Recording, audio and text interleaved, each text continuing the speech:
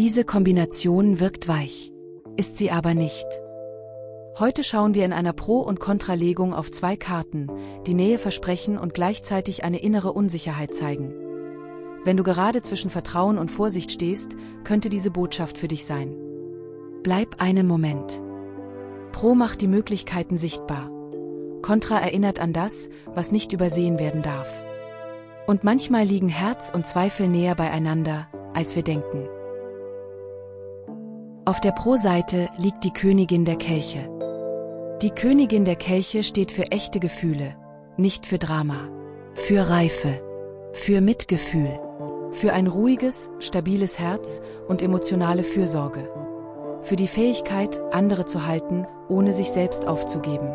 Sie zeigt Geduld im Umgang mit sensiblen Themen und die Bereitschaft, Verantwortung für das eigene Fühlen zu übernehmen.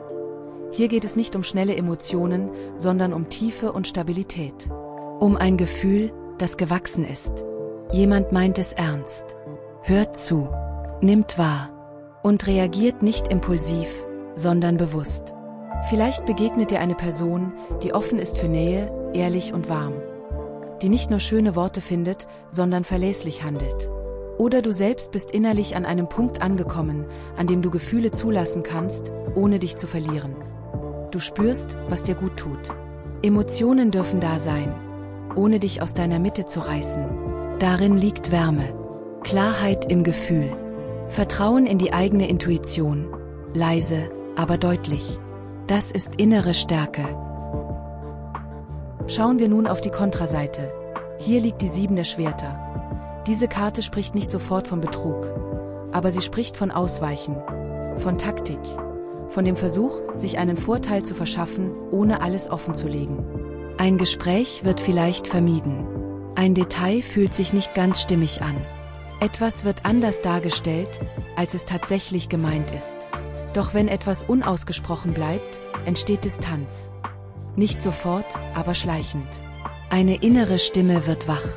Was wird vor mir verborgen? Diese Karte steht auch für strategisches Verhalten, für Zurückhalten von Informationen, für das Gefühl, dass nicht alle Karten offen auf dem Tisch liegen. Das muss nicht bedeuten, dass jemand bewusst täuscht.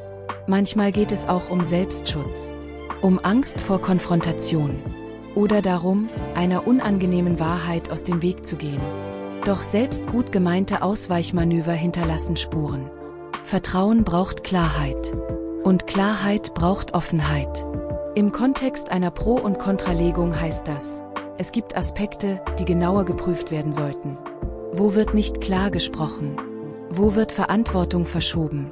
Wo weichst vielleicht auch du selbst einem ehrlichen Gespräch aus? Die 7 der Schwerter fordert Wachheit. Nicht Misstrauen um jeden Preis, sondern bewusstes Hinsehen. Schau dir die Fakten an. Achte auf Widersprüche. Nimm dein Bauchgefühl ernst, aber überprüfe es sachlich. Denn Zweifel entsteht selten ohne Grund. Und Transparenz ist die einzige Basis, auf der echte Sicherheit wachsen kann. Gleich zeige ich dir, warum genau diese Kombination emotional anspruchsvoller ist, als sie zunächst wirkt. Die Königin der Kelche öffnet das Herz. Sie zeigt Bereitschaft, sich einzulassen. Die 7 der Schwerter erinnert daran, dass nicht alles ausgesprochen ist. Und genau hier entsteht die innere Spannung. Gefühle können wachsen. Das Herz darf sich öffnen. Doch ohne Klarheit schlagen sie keine Wurzeln. Ohne Offenheit im Austausch findet die Verbindung keinen festen Boden. Verbundenheit und Achtsamkeit schließen sich nicht aus. Im Gegenteil, sie gehören zusammen. Wenn etwas in dir leise aufmerksam bleibt, ist das kein Misstrauen, sondern Intuition. Die Pro- und Kontralegung lädt dich ein, genau dorthin zu sehen. Wo fühlt sich diese Verbindung sicher an? Und wo wünschst du dir mehr Klarheit? Vielleicht zeigt sich hier die eigentliche Lernaufgabe, Gefühl und Verstand in Einklang zu bringen. Das Herz offen zu halten und gleichzeitig ehrlich zu prüfen, was tragfähig ist. Die Königin schenkt Vertrauen. Die 7 der Schwerter mahnt zur Bewusstheit. Erst wenn beides Raum bekommt, kann eine Verbindung reifen und stabil werden. Nimm dir einen Moment und prüfe das für dich. Wenn dich diese Art der Betrachtung unterstützt, bleib gern hier. Ich teile regelmäßig ähnliche Impulse. Tarot entscheidet nichts für dich. Es zeigt dir nur beide Seiten. Höre ehrlich in dich hinein. Was brauchst du, um dich wirklich sicher zu fühlen?